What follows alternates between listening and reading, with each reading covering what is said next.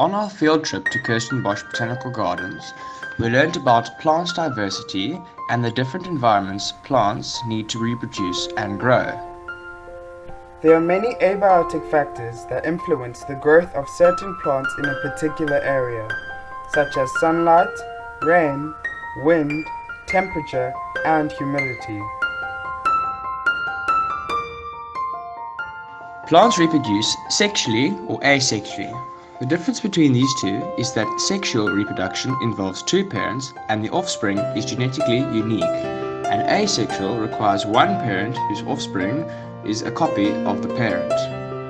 Plants are classified into four main groups. First, we have bryophytes. Bryophytes are mosses and liverworts. They reproduce via spores and not seeds. They are non-vascular, meaning that they do not have a xylem or phloem.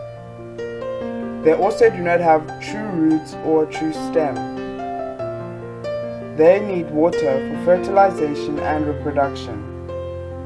They are commonly found in moist and shady areas.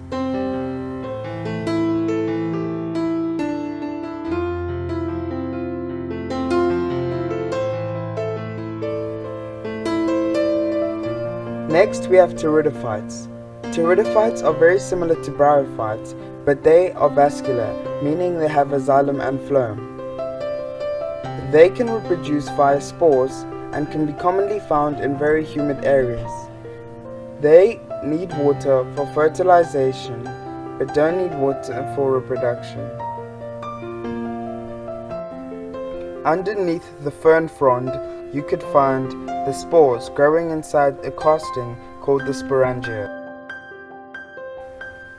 Next, we have gymnosperms.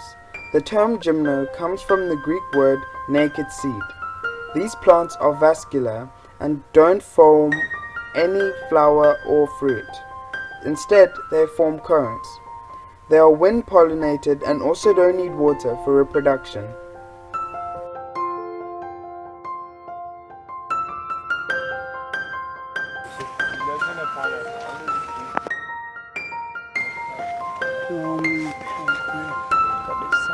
Where's the... No, stop!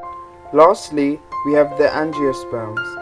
Angiosperms are also known as the flowering plant. They are the most diverse and largest group of plants on Earth. Like gymnosperms, angiosperms are also seed producing. Angiosperms can be found in almost every habitat from forests, grasslands to sea margins and deserts. Flowering plants reproduce when pollen from a male flower carried by insect, wind or any other vector fertilizes the female flower. The male pollen cell carries half the genetic material of the adult plant and fuses its genetic material with that of the female cell, which carries the other half. The complete fertilized cell grows into a seed, which is ripe when it finds itself in suitable soil and moisture. It is capable of producing a complete adult plant.